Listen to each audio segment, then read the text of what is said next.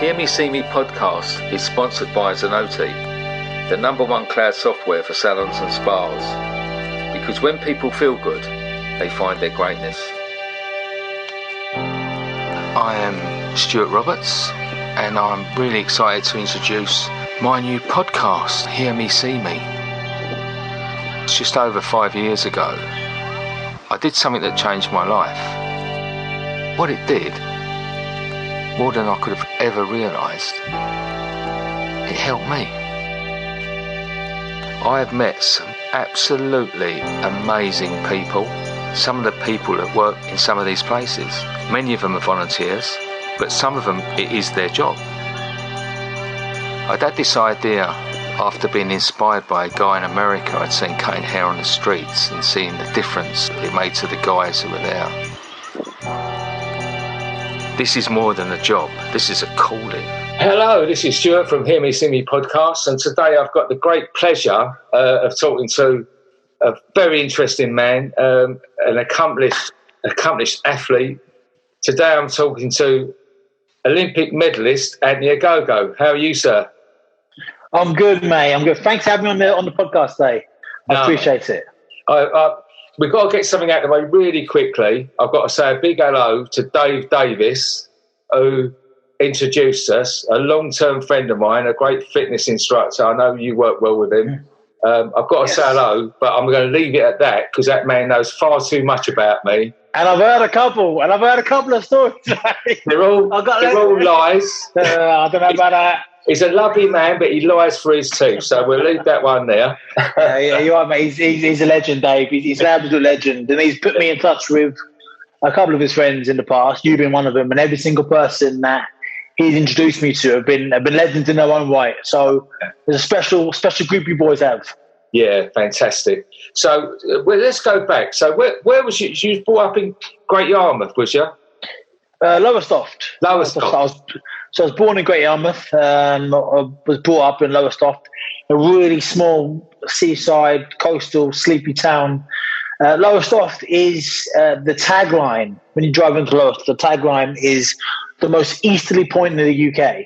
That's our thing, right? We're the most easterly town in the UK. But really, what that means, it means it's a pain in the ass to get to and a pain in the ass to leave.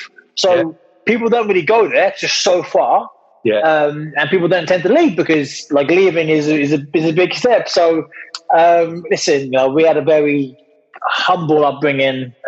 Mum, I've got 4 sisters, single parent. She raised us on her own. Absolute hero. My mum is, and we didn't have a lot. We didn't have a lot at all. We were very poor growing up, as you can expect. Single parent. She worked 3 jobs, but we had love. We all loved each other in our household, and I'm sure we'll come on to this later. But whilst we're talking about it, one of the reasons why I try to do my bit wherever I can, any charity really, but you're one of what you do. I think what you do is so commendable because, as I said, we didn't have a lot going up.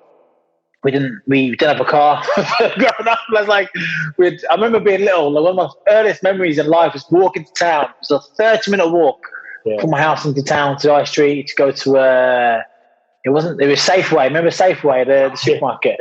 Go to Safeway, and then it's like an old army. And also, Lowestoft is very, even now, but even more so 30 years ago, a very white town. I remember when my dad, come to Lowestoft from Africa, he was the first, real life black person, people ever seen. It's weird. Yeah. So growing up in a very, very, very, white and underprivileged kind of area. And there was us, couldn't afford a car. My mum, my sister, me, my little sister, walk upon my mum like a bunch, row of ducks from town back with carrier bags. We've shopping for the week every Sunday, every Saturday. We'd walk in and the bags are so heavy. And I was 4. I was a baby. And then when the bag's so heavy and they cut into your wrists, it was like that. But what I'm saying is, even though we didn't have a lot, we always had a house. We always had a roof over our head. Yeah. And that is, you take it for granted because it's normal to have a house, a roof over your head. Yeah. But actually, it's not that normal, and it's very not normal for a lot of people, not just in the UK but around the world. And I think that's so sad. So, what you do for people, homeless people, for their self-esteem and stuff is, I think, incredible. Yeah, it is. It's really. I was in Leeds yesterday, and I just met some amazing people. And I often say to people that they say, "Is it all different wherever you go?" And it's pretty much the same. It's just different accents. Yeah. It's all it is, and you meet type of the same people. I met a guy, Paul, yesterday. He was, because straight away, they're different, and he was from Harlow in Essex. So I clocked straight onto him. But he was, you'll see some pictures later of him. He was such a transformation. He was cheeky. But it's like you say, it's everyday people, isn't it, in them situations, and there's more and more like it now than you would think. Yeah. But going back, go you first. I was just going to say again, I'm not going to pretend I know more than I know, because I don't. I just walk past somebody who's homeless and think, "Oh, mate, it's cold. I've got a house. I've got radiators. I've got a bed. I've got a duvet." And in the winter, it's bloody miserable. It's cold. It's not nice in the house with radiators in the duvet. So imagine being that poor sod on the street. Right? It's heartbreaking, And so when I see somebody who's, and I've got some change in my pocket, I give change, and as my wife and as my friend, because it's the kind of people we are. But what was I going to say? There's a reason I was going to say that. I forgot what I was going to say. I was a boxer for a long time, as you mentioned, so I've been punched in the head so many times. So throughout this next hour or so, I will start a conversation, go off on a tangent, and totally forget what I was talking about. Case in point just then. So let's move swiftly on.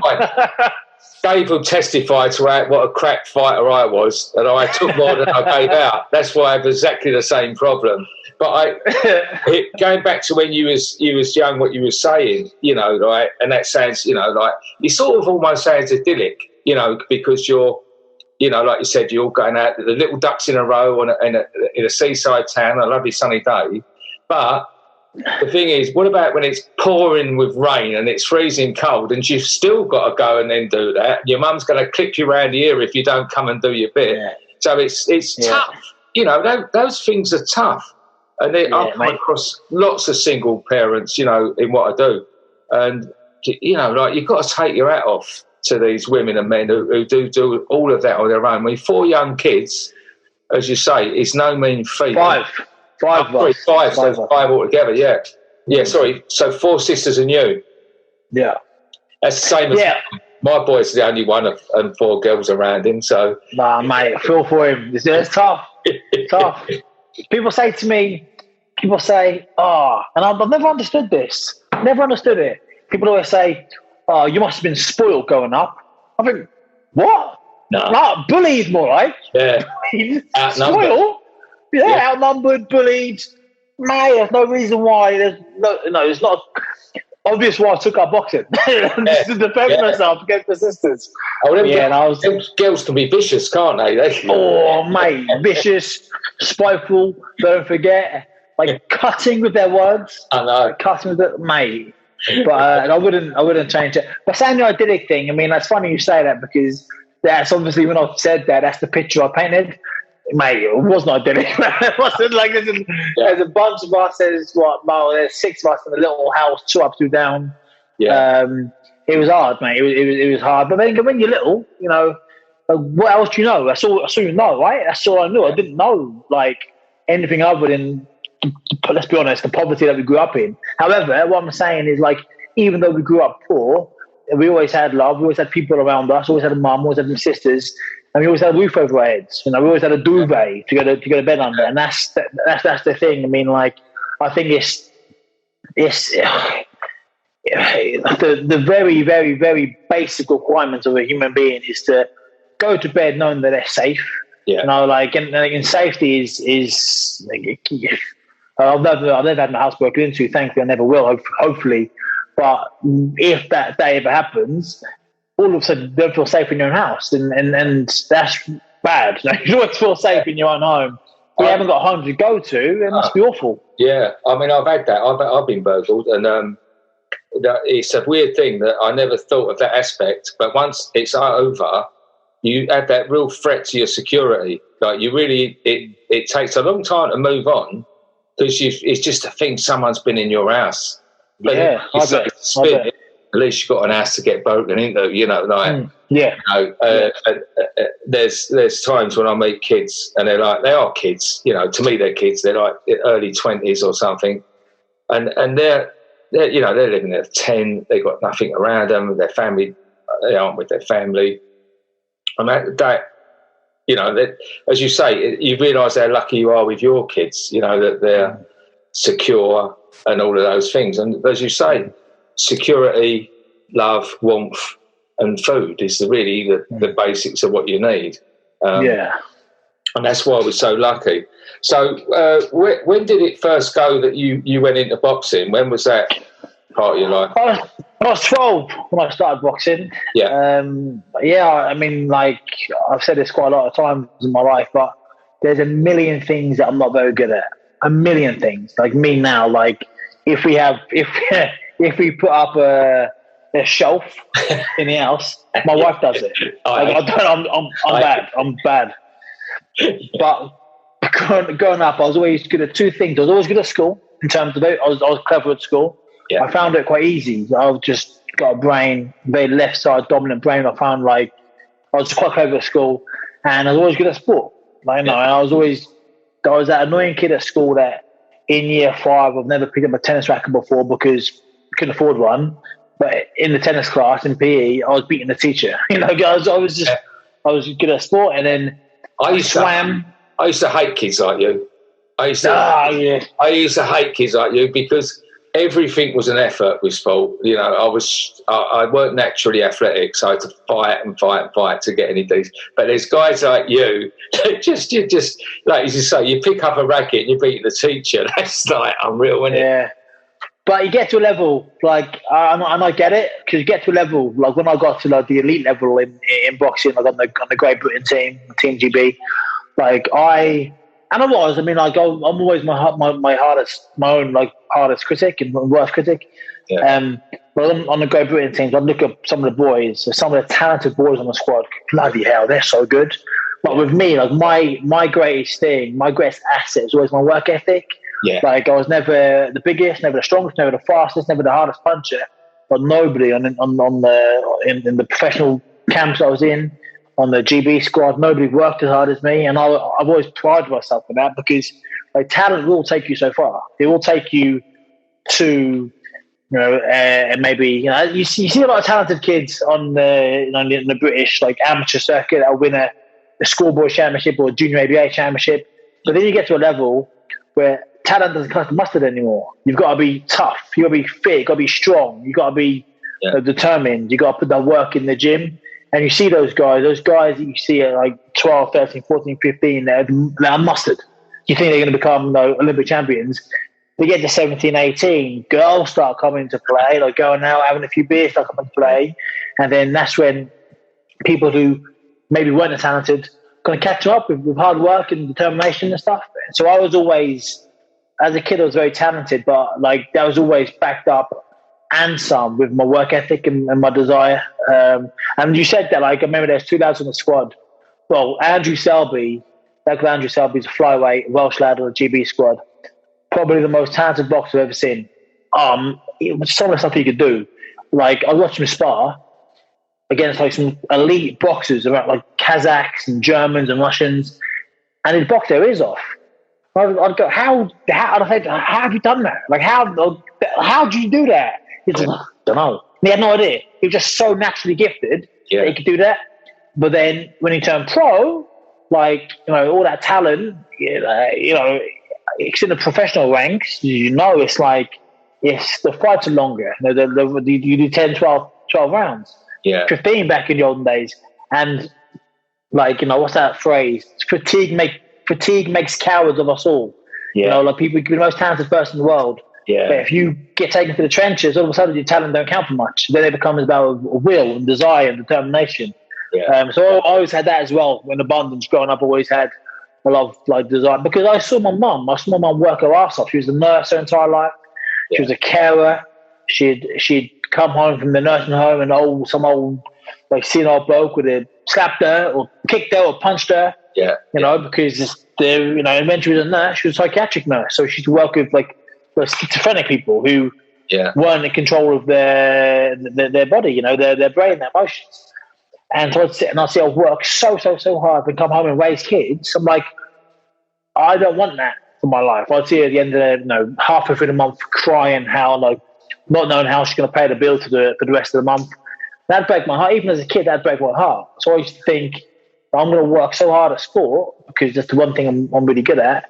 So I never have to go through that myself. And I want to have a better life than my mum had and provide a better childhood. But my mum did an amazing job with what she had. She raised 5 kids who all turned out really well. Yeah. I said earlier, I was clever at school. All my 4 sisters have got degrees. I'm the one who hasn't got a degree, and I'm probably the smartest one. So she's raised 5 really good kids. She did an amazing job. I just want more for my kids, and I think that's just natural, isn't it? Yeah. So yeah. Anyway, I forgot I was going with that story, but yeah, growing up as a kid, started boxing at 12, and I remember I walked into the boxing gym the first day, and I had no idea if I was going to be any good or not because it was so alien to what I'd done before. I played football to a high level, I swam at a national level, but boxing is different. And I walked in, and before even putting on a glove, I walked in, I smelled the boxing gym, I saw the Muhammad Ali pictures, I saw the boxing bags, and a big dustbin full of gloves. Yeah. And I just loved it. And I knew that whether I was good or not, this is where I was going to be. The next a big chapter. I thought actually the rest of my life, but obviously things happened and injuries happened and I had to leave. But I thought for a large chunk of my life, this is me. This is me. And I was just so happy. That unique smell of a boxing gym, isn't it? It's you can't bottle that. I mean, you can go all your David Lloyds and all this, whatever they're called, but you can't beat a grassroots a proper stinky gym. Nah. But don't get me wrong, I don't want my missus to smell of it. Come to bed. But I love the smell. It's something you can't.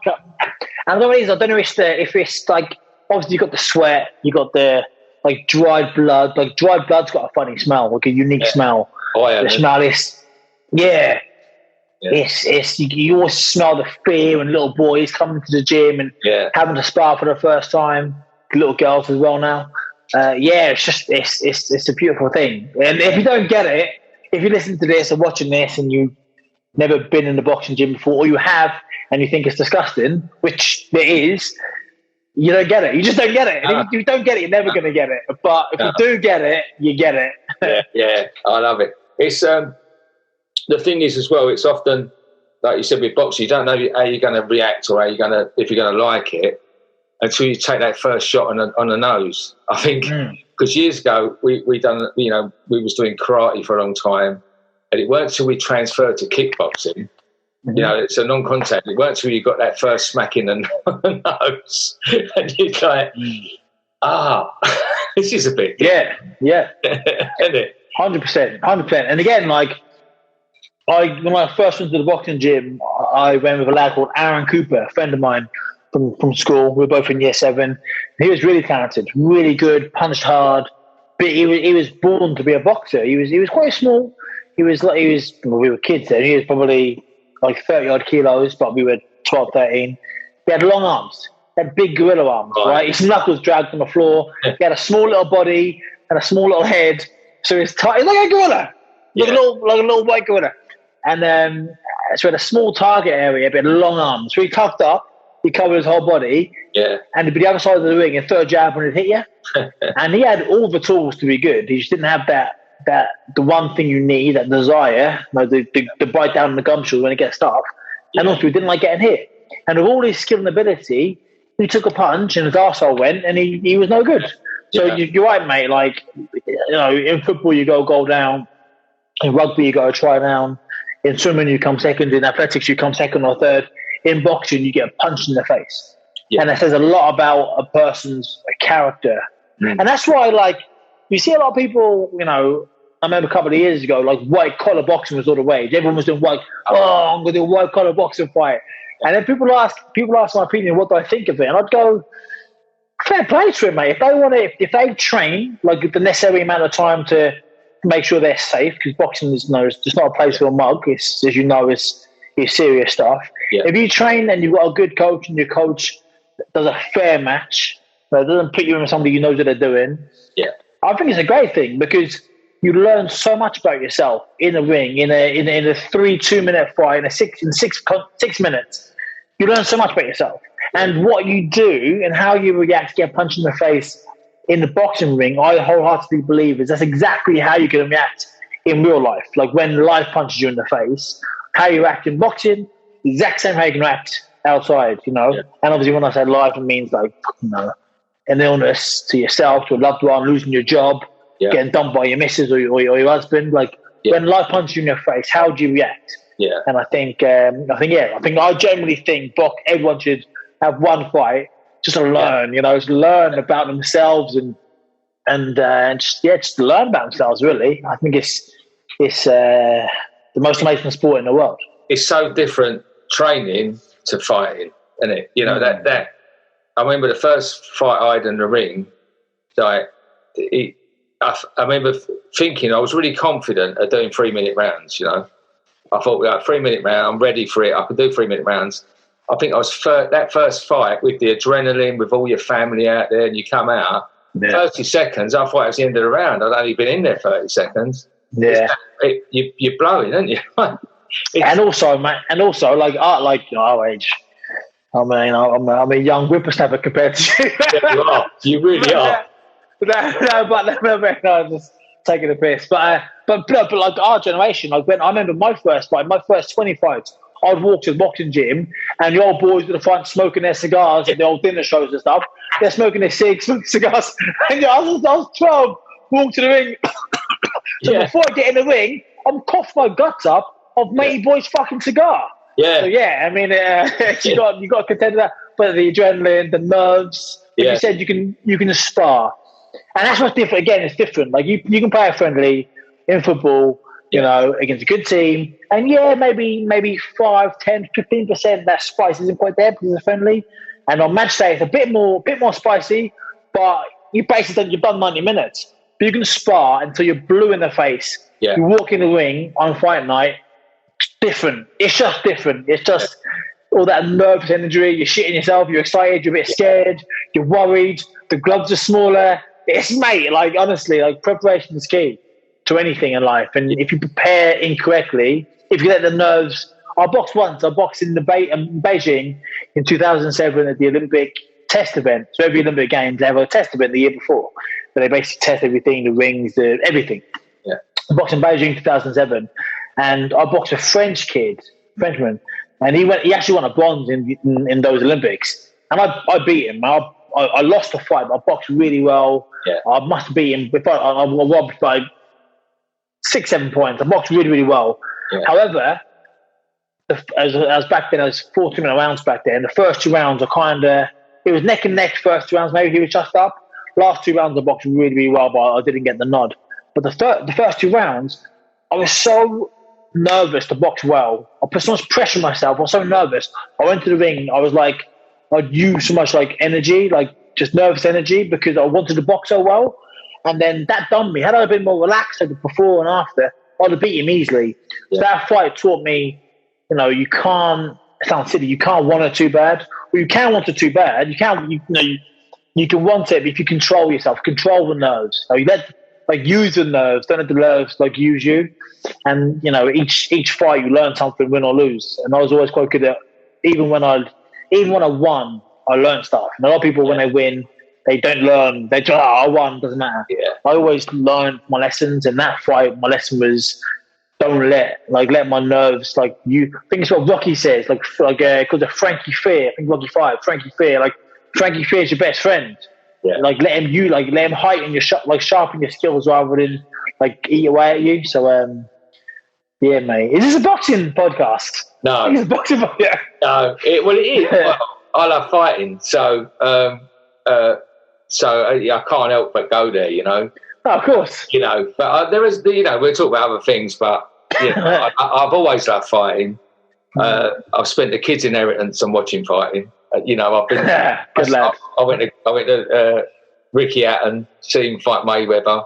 Oh wow! I saw Calzaghe against Jones. Cool. And then I got into UFC, and I've been all over the place to see that. You know, I met a lot of the fighters. Nice. And and you say that, and that's the thing about this fighting spirit. I've seen guys. I mean, Uriah Faber, when he was fighting, he broke both his hands in the first round, and it was a main event. So they had 5 rounds, 5-minute rounds, and he fought the rest of it with his elbows and his knees. He's literally 2 broken hands.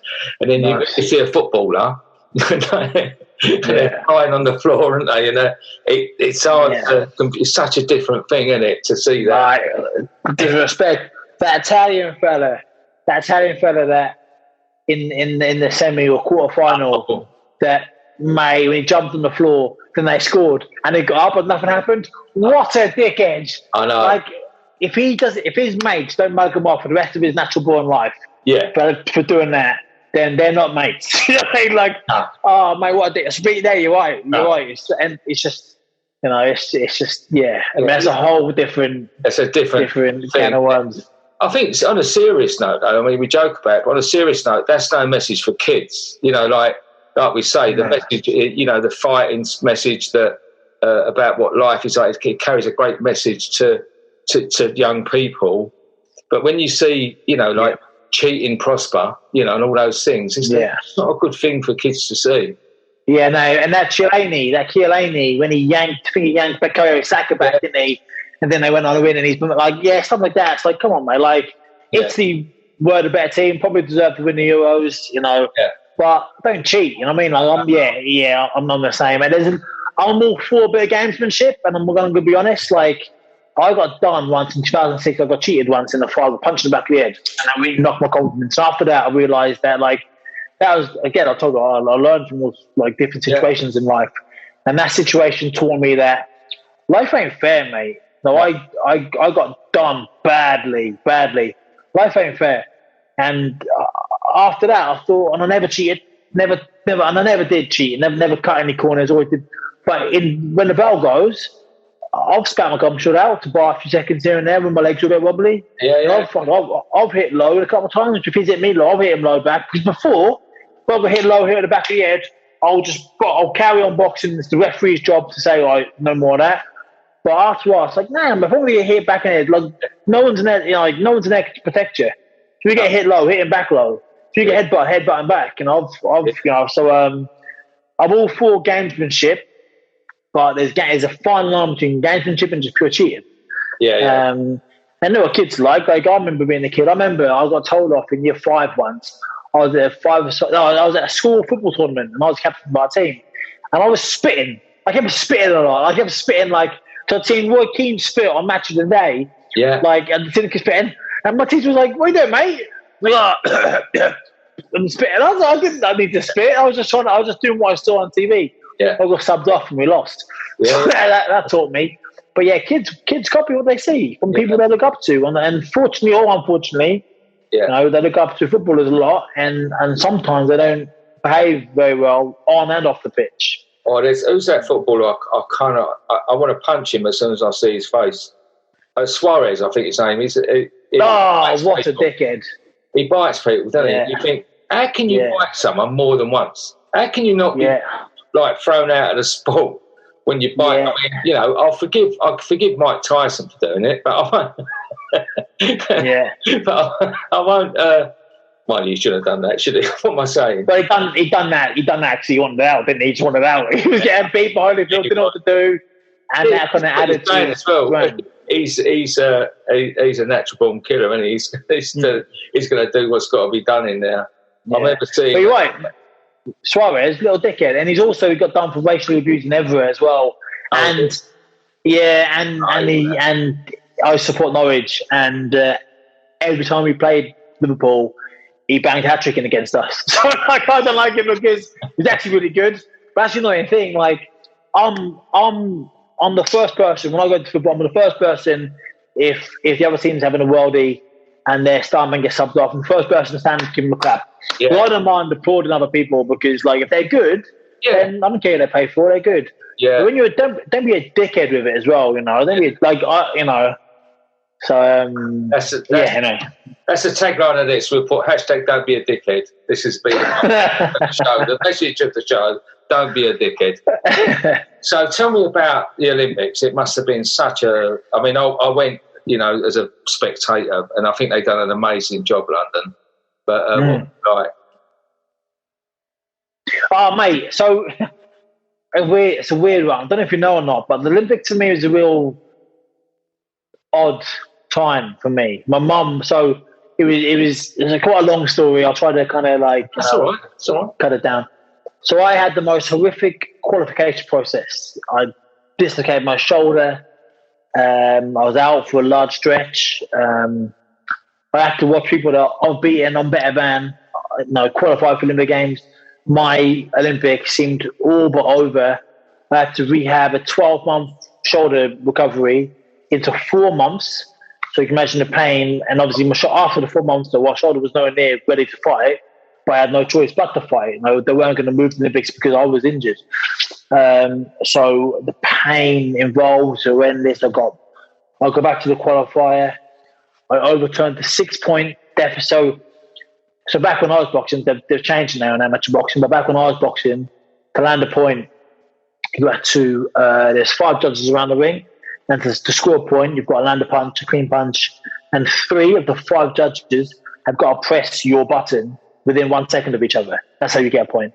I was 6 points down going to the last round in my qualifying fight against the Georgian, because the Georgian was the guy the year before that I boxed who dislocated my shoulder.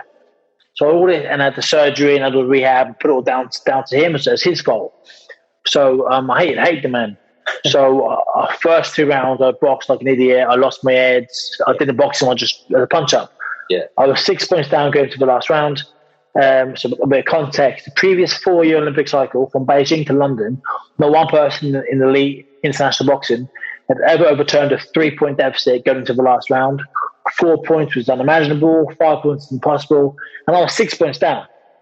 So my Olympic dreams, I'd gone through all the rehab, everything to be basically not on the plane or the bus to London.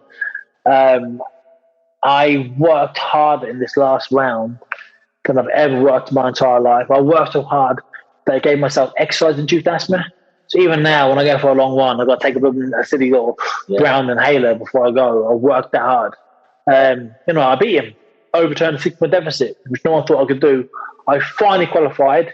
From that fight, my first fight, I had 6 weeks before the Olympic Games. We had a week off at home to celebrate becoming an Olympian. We trained up in Sheffield. The Great Britain team, we trained in Sheffield. And then I went to Sheffield. We trained the Monday to Friday. Went up on a Monday, did my run Tuesday morning. Had a phone call from my sister, like 8:20 on a Tuesday. A bit weird. Answered it. It's my sister, Joanne, screaming down the phone, crying her eyes out, saying, "Andy, you got to get home now because Mum, she's about to die." I've gone, fuck. My mum, my hero, who raised me and my sister, she had a brain aneurysm that morning and was in a really, really bad way. So jumped in the car, flew home. And I stayed by my mum's side for the next 4 weeks, didn't do a thing, didn't throw a punch, didn't do a set-up, didn't do anything. She should have died that night. She had a really bad bleed in the back of her brain. And, and if she was going to die, I didn't want to leave her side, And I was my mum's next of kin. And I left once. I left my wife. She was my girlfriend back then, my wife now. She's in the kitchen next door. I left. It must have been a hard little B&B next to the Adam Brooks Hospital in Cambridge. And then I was there for the first 9-10 days. Then I've come home. The doctor said to me, "Look, we can't do anything else. It's now, we had 3 or 4 surgeries in that first week and a half. But now just got to see what happens. Just go home." So I've gone home, right? I got home 10, 11, went to my bed. I lived at home at the time. So my mum's house, without my mum there. Went home. My wife was with me. We were in bed. And on my mum's next of kin. So my phone was on me all the time because if they called me to let me know anything happened, I had to answer the phone. So I'm lying there in bed, 3 o'clock in the morning, my phone rings. Adam Brooks Hospital. I go, "Oh my God," and I'm screaming my wife's hand. I said, "Casey, I can't answer it. I can't answer it." I was adamant that was going to be a phone call saying she just died. She helped me answer me. You okay? I've got you. So I answered the phone. Said hello. And tears down my face. They said, your mum, they had done a surgery like the day or two before, and something had gone wrong. There's like a really, really, really big like build up of pressure. My mum said, they said, we've got to do this emergency surgery like now, otherwise you won't be here in the morning. But it's really risky. We need your permission to do it because it's a risky one. I went, yeah, do the surgery. Just do the surgery. And I was like, and my heart pumped through my chest. I got back in my car, drove back there. And I thought, I'm not leaving now. I need to be here. So, and that was it. So after a few days, my sisters and my wife said to me, look, you've got to do the Olympic Games. Like, you've worked your entire life for it. You know, they're in London. You can't not do it. They said, when mum gets better. And at this point, nobody thought she was going to get better because she was so ill all the time. But when mum gets better, she's going to feel awful knowing that you pulled out because of her. So probably guilt tripped me. I was like, I've got a choice now. If I don't do him, and if she does survive, she will feel awful. Yeah. If I do him, if she doesn't survive, I'm just in the head. So anyway, so I went to Sheffield. I thought I'll go. We had 1 week of training left, and it was a family and friends day. So everybody else, I didn't. They were in the hospital, but everybody else had their family and friends there. Like watching them train for one last day of training. And then I hadn't thrown a punch, hadn't done anything in a month. I had one sparring session. My phone was in my pocket in case they called again. Yeah. I threw a sloppy jab. Fred Evans slips out. Boom. Body shot. Break my rib. Oh, fucking hell. I got through, mate, can make up. This is my life. This is my life is a catalogue of these things. I could tell you some stories. You'd go, well, that sounds made up. I'd go, yeah, it does. Because it does. But it happened. And I've got all the medical records, stuff to prove everything's happened to me. So I sit on the ring apron, got through the spar. I'm sweating my tits off from the spar, or vaccine on my face. And the sweat is kind of doing a bad job of masquerading my tears. So I was crying my eyes out. Yeah. I sat there, and Rob McCracken comes over to me, who's the head coach of the GB squad. Yeah. He goes, mate, he went, look, he said, you've got to do these Olympic Games. He went, sometimes, he tried to give me this rousing speech, and he ruined it at the beginning, so I knew where it was going. He goes, sometimes in life, like, things happen, right? And you got a choice. You either quit or you crack on. He went, I'm like, yeah. And I've always been that way inclined anyway. And he goes, on a day, because his lead charge back then was Carl Froch, WBC middleweight champion of the world. Yeah. He goes, when Carl Froch fought Jean Pascal for the world title, on the morning of the fight, my mum collapsed. He went, do I stay with her? Do I take Carl through to his world title fight? So I'd take Carl's now world champion and he's a millionaire and whatever. I knew that Froch's mum died. No, sorry, that Rob's mum died from a stroke, I think it was. So he's come over to me to tell me this rousing speech to give me a pick-me-up. Yeah. And the takeaway I'm taking there is, if your mum died, which means my mum's going to die. Yeah. Because that's how I was thinking. Yeah. And he's walked off. He must have been proud of himself for like doing this Coach Carter-esque speech. I'm thinking, you've just put my mum in a coffin. Cheers, Rob. Fuck. So I sat down the ring apron, right? Shut my tits off. My shoulder was dislocated, as I said. I could throw a straight punch, but it wasn't very hard. No upcuts, no hooks. I could just do that. Yeah. The rib was broken. I had tears in my Achilles tendons, which would later require me to have 4 surgeries and miss 2 years of boxing. And worst of all, I thought my mum was going to die. I'm never going to see her again. And that was my build-up to Olympic Games. It was brutal. It was hard, mate. And then I went to London, had a really, really hard draw. Very proud of myself. In my second fight for the Ukrainian, who was the world champion. Hadn't lost in over 2 years. He ran the world champ, won the world, the first Olympic qualifier. I think he had 6 fights, knocked out 5. Smashed the Japanese guy in the final, smashed him to bits, like easily the best middleweight in the world. Nobody gave me a chance against boxing. No one gave me a chance. I was going to beat him. To the point where, when you go to the Olympics and stuff and the big major tournaments, the head coach and the team manager goes to the draw. Everyone weighs in the morning, the first day competition, and then the draw happens. We come back, and the team manager and the team coach like talk us through the draw, and they go through the weights. You're boxing him, if you win, you're boxing him, and you're boxing him, and so on and so forth. They came to me. And I was the first boxer to box in London on the first day of competition, on the first Saturday.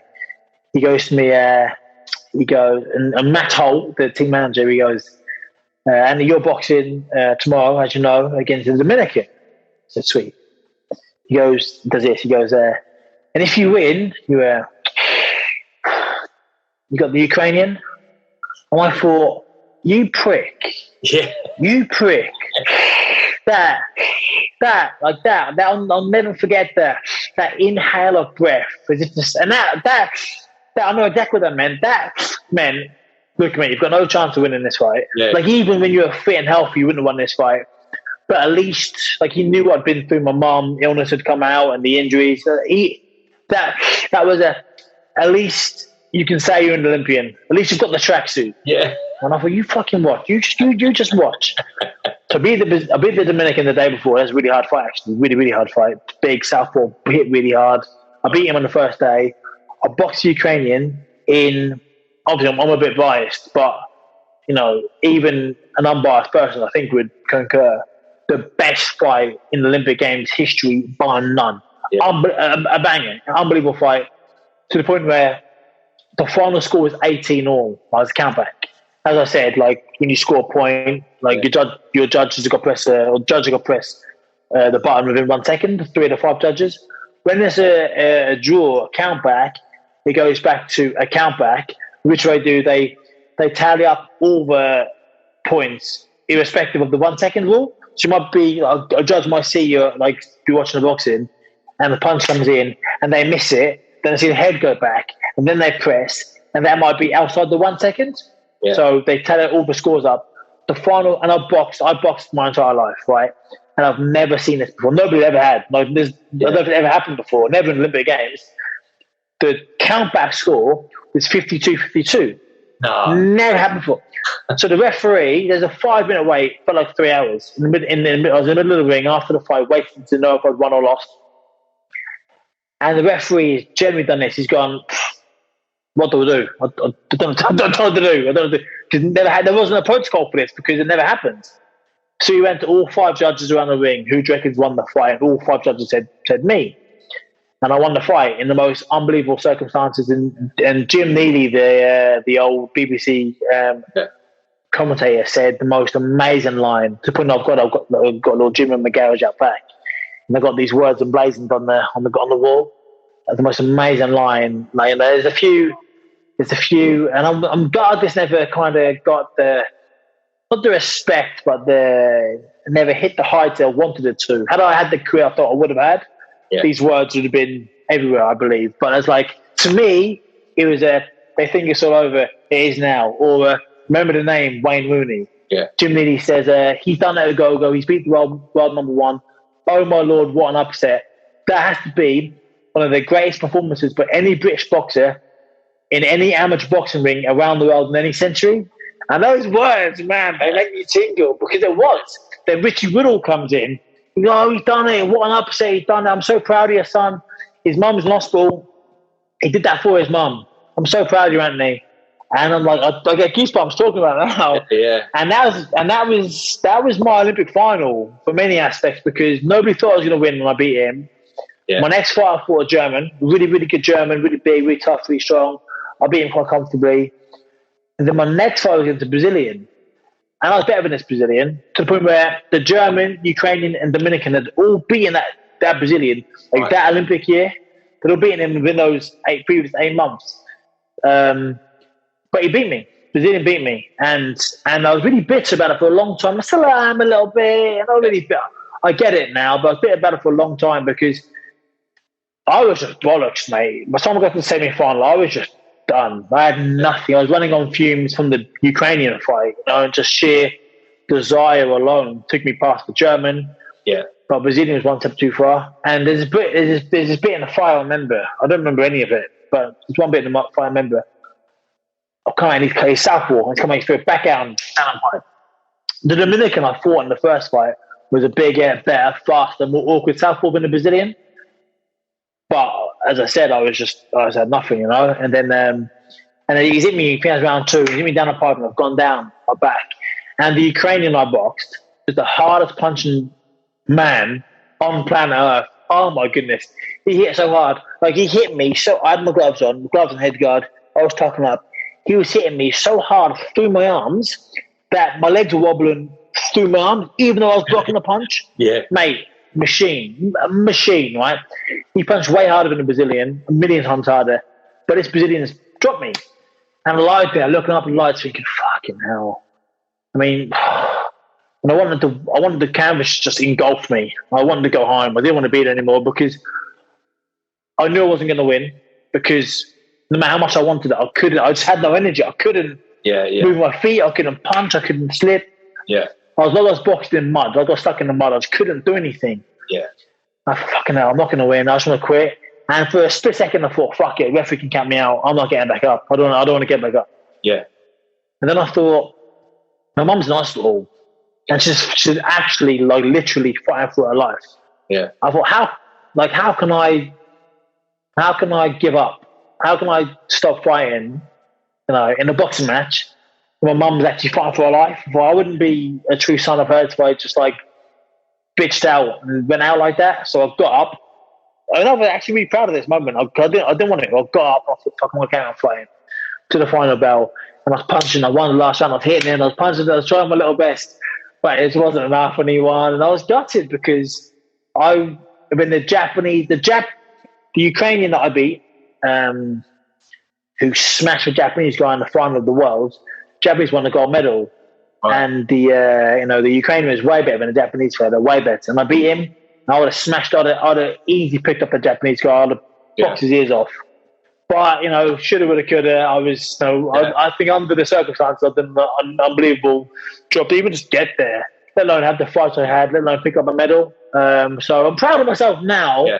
But for the first 4, 5, 6, 7, 8 years after the Olympics, I struggled with it because I was bitter that people that I thought weren't as good as me won gold medals and earned loads of money, and I didn't earn the money or get the gold medal that I thought I should have had. But that's life, mate. You know, that's life, and you got to kind of get back up and crack on. Well, that there is the message. You know, there is the message that we said about earlier. That's crucial for people to learn from these things. I mean, the fact that you, even with all of that you've just said to me, that I just felt all of that, mate. And for you to even get there, to even participate with everything against you, is the win, isn't it? That is the gold for people to realise that you can get through. If you can get through all of that and then still get there, you know. And there is a point where you hit that when you're in the mud, because you know. But there again. And I actually had been on the canvas, and I know that feeling of like, fuck it, I ain't getting up. And then there's something inside that goes, fuck it, I am getting up. You know, that funny thing. But deep down, you think, oh no, listen, I'm going to pretend I'm out. So, pretend I've broken my ankle or something. Yeah, but you're right, mate. It's the why, isn't it? It's like it's your why. Why? Are you going to get back up? Like, why? And I think we've all got a why, and if you've got a strong why, it gets us through certain things which otherwise we wouldn't have if we didn't have a why. And my why was, I've got to make my mum proud, and I've got to carry on fighting because she's fighting. And that's why I got up, and I tried my best. And what's mum's name? Teresa. Oh, and the best thing is, so I've gone home and she had many, many more operations, and you know it's been 9 years on, but she's still here today. She's still alive. Touch wood. Still doing really well, still alive, which is the most amazing thing. You know, obviously she has issues now which she didn't have before. But as I said, mate, I've been with her to appointments and stuff where doctors have said to me, look, it's actually a miracle she's still alive. Because and one of those ones where like, so June 2012, her aneurysm, and prior to that, I knew what an aneurysm was, but I didn't know anybody who had one. No, I didn't, you know, but now since she had one, I'm way more aware of it, and I know lots of people have had them, and so many people, mum's age, younger than my mum, a lot younger than mum actually, they've had them, and pretty much they've all died, and haven't been as bad as my mum's. So for that, I mean, you've got to be so thankful for that, you know, so thankful. So sorry for those guys that have lost their lives and their people and their family that have obviously got to live now without their mums and dads and aunties and uncles and stuff. But yeah, so thankful for her still being here, and I wouldn't have changed that for the world, obviously. So then I saw, actually, in one day, we've got to have a cup of tea with your mum, haven't we? I'd love to meet her one day. I've been fortunate enough to meet the boss. I've met your wife now, so I know who's in charge. So, but 100%.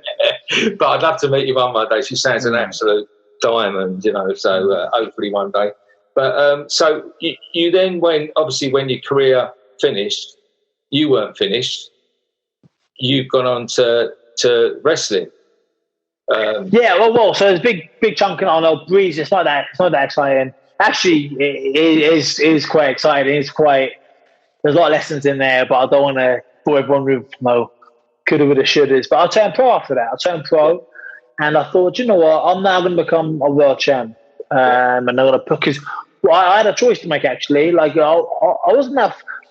I'm quite unique in the fact that most kids start boxing and they want to become the next Mike Tyson and then earn loads of money and have the belts around the waist. I wasn't bothered. Like, I actually wasn't bothered. Like, genuinely, I'd have been. There's a massive part of me, and you don't know what would have happened, but there's a massive part of me. Had I won a gold medal in London, I'd have retired from boxing. I wasn't fussed about turning pro. It didn't really appeal to me that much, really. I was like, nah, like, there's other things I want to do. There's other things I want to do and other skills I want to use. I never wanted to be just a boxer. I wanted to do more stuff. Yeah. And I always think, how am I going to top? Because when you're boxing Olympic Games, everyone in Britain wants you to win because you're boxing for them. And in London, packed out XL Arena with the flag, with the Union flag. I mean, you don't. But when you turn pro, now it's split. Now it's divided. In the Olympics, everyone wanted Joshua to win. Now it's fighting Tyson Fury. Now it's 50-50. And it's like, it's just. I wasn't bothered. I wasn't bothered. And I had a choice to make. Do I stay 4 more years and try to go to Rio, and right this wrong of not winning the gold medal in Rio, or do I turn professional? And I had this thing, like, what I had done. At this point, I had no idea if my mum was going to live or not. She was still literally touch and go for months in the coma, still having surgery on her brain, like, still touch and go, very much so. And I thought, I'd wrap the Olympics and my mum's illness together, like they become one. Yeah. And I couldn't go through 3.5, 4 more years of boxing in Lithuania and going to Iceland and these shitty little places, boxing these shitty little tournaments people don't see, to go to the Olympic Games again, and then all those memories come flooding back, and to have some kind of PTSD about it. I didn't want that, so I thought, I'm going to turn pro. I'm going to reframe my goals. Now my Olympic gold medal is the world middleweight title, and now I want to become Britain's best middleweight world champion. That is my goal, and it's well attainable.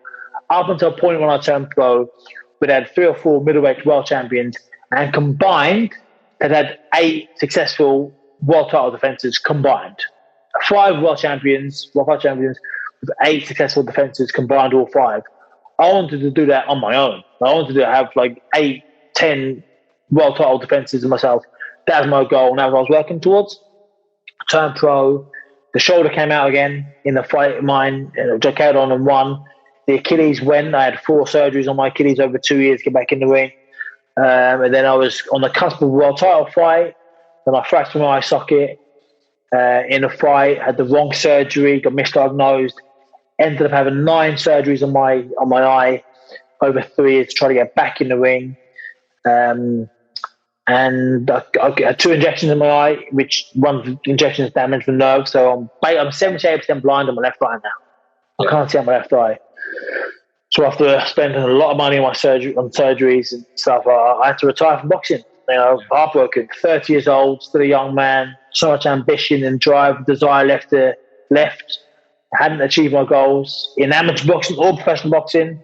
And now the vessel, the vehicle, which had always had the injuries and stuff, but it had always been there for me, now it's let me down. I was like, fuck, now I can't be a boxer, And I had to retire. And I was absolutely crestfallen, But it's life, It's just like, what are you going to do?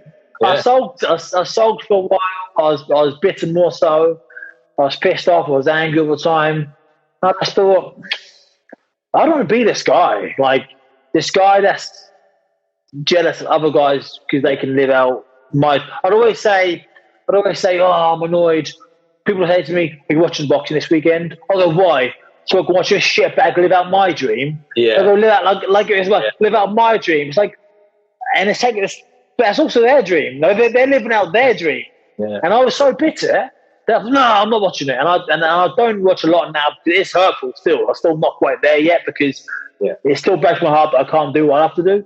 Yeah. But I'm at a place in my life now. It's like I'm cool. Like, don't get me wrong. I would love to win the gold medal or the world title as a pro. Ideally, would like to have won both. And I think I had the skills and the ability and the determination to do so.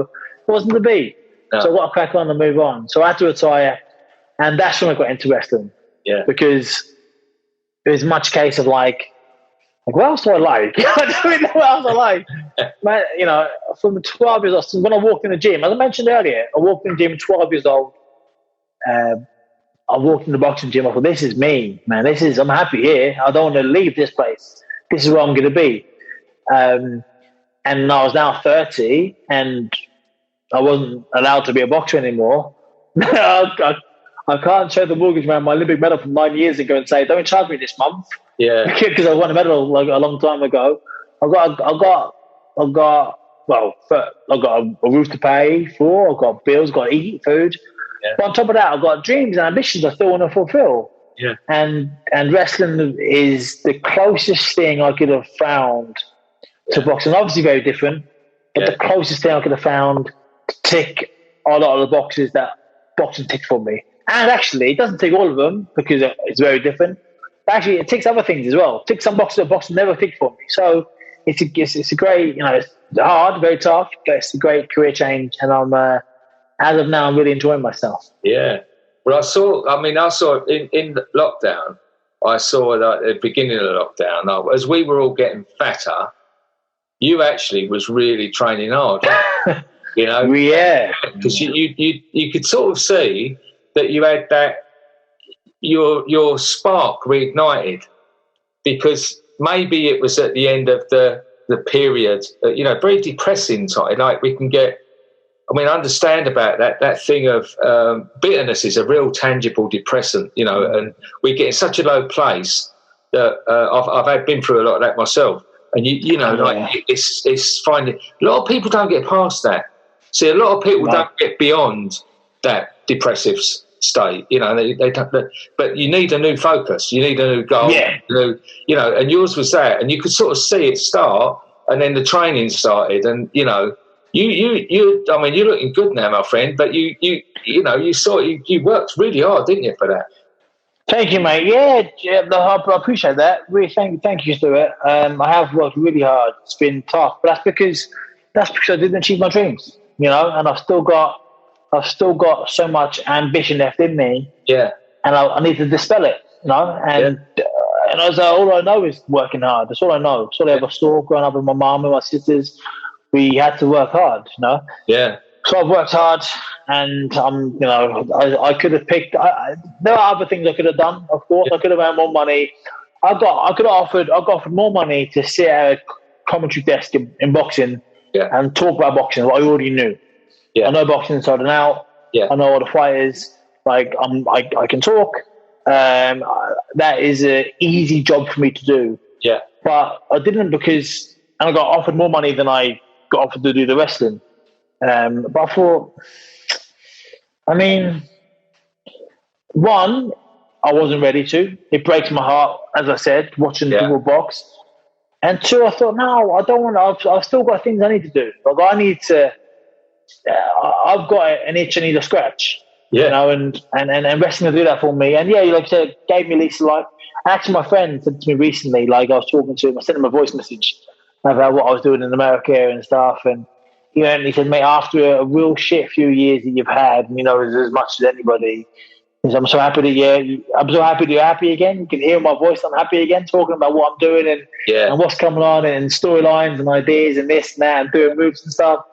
So it's cool. It is cool. It is really cool. And you're the governor. I'm the governor. I'm the governor, mate, yeah. I like that. Yeah. That's a good one. I'm the governor. Yeah. Yeah, I mean, do you know what? Like, what I want to do in this chapter of my life, in this chapter of my career, when I was boxing, I was always injured, right? So I had these big injuries and stuff, and I was most marketable and most marketed boxer on the British circuit. So I was sponsored by Nike, Subway, Max Muscle. I did a bit of work with Coca-Cola and all these real top brand deals, again, endorsement deals. So I had to be my best behavior all the time, because I thought, and if I was boxing and winning, knock people out and doing really well, then I could have relaxed, because I was doing the business in the ring. Because I was injured all the time, I wasn't doing the business in the ring. I was injured, so I couldn't go on Twitter and call somebody out. So I couldn't just show my true personality. Yeah. I'm a nice dude, but I've got personality. Yeah. Yeah. I've got things to say. Yeah. You know, if I want to call somebody a dickhead, I'll call them a dickhead. But because I was like, I can't say that because Nike might release me, and because I was injured, I needed that money to survive. Yeah. And before I knew it, my career was over, and I never actually really got to show the true British boxing fans me, you know, and which I was gutted about. And even on the Great Britain team, on the GB squad, they don't really like personalities. So you're part of the Team GB is the thing, and you're just as good as a spoke on the wheel. They want you to kind of be quite regimented, which is cool. I get it, you know, that's part of it. But when you turn pro, that's when you get to show, be the showman. Yeah. And I'm a bit of a showman, but I never really got to be the showman. Yeah. But when I'm in wrestling, I'm just going to be me. I'm just going to be me, like unapologetically me. And I'm a bad guy in wrestling, and I am being me, just a bad bit of me, which is great. I could just be a dickhead. Oh, and I go, it's an alter ego. That's the wonderful thing about that. You know, that sport is that you can have this real alter ego. And you have an exaggerated version. We've all got them versions in them, haven't we? Yeah. And you do get a bit sick of it, you know. Like I'm the nice homeless guy, you know, who goes around. But I mean, I'm a dickhead. I mean, I've heard, mate. Yeah. Dave's told me. Well, I'm a retired dickhead. I ain't got the energy anymore. But you know, and even my family, they go, cool, then people think you're so nice. They don't realise what a miserable old shit you are, you know. But it's great, and you can't be one thing all the time, and you want to express that. And there's that great sort of, you know, it's a channel to express yourself, you know. Yeah. And I'm really looking forward to see how you get on with it, you know. And I really got to say, I mean, now I've spoken to you before, but you know, after speaking to you for this time, before we sort of finish it up, I do want to say, you know, you are a fighter. You know, like there's fighters in life, there's fighters in sport, but then, you know, you're both. And you're a great example to people to never give up. And I really appreciate that in you. And I think it's a great, and when we're saying about kids nowadays, they need a lesson. They need a lesson in life. There's too many people showing people the wrong way, and you're a great example of overcoming stuff. And you know, I appreciate that because I've had to do that a bit. And so, you know, you've got my full respect, sir. Good luck with everything you do. I'm sure we'll be in touch. Maybe we'll go out for a coffee with Mr. Davis. Sounds good, man. Look forward to that. Here's some more stories. I want to see your face go red about when he says the one. I'm not going to say it now, but you know the one I'm talking about. Oh, right. Well, we'll find out what that one is. You can tell me after. Anyway, sir, you know, we appreciate it. Good luck with everything. Cheers. Keep in touch. Cheers, mate. Take care. All the best. Thank you. Just over 5 years ago, I did something that changed my life.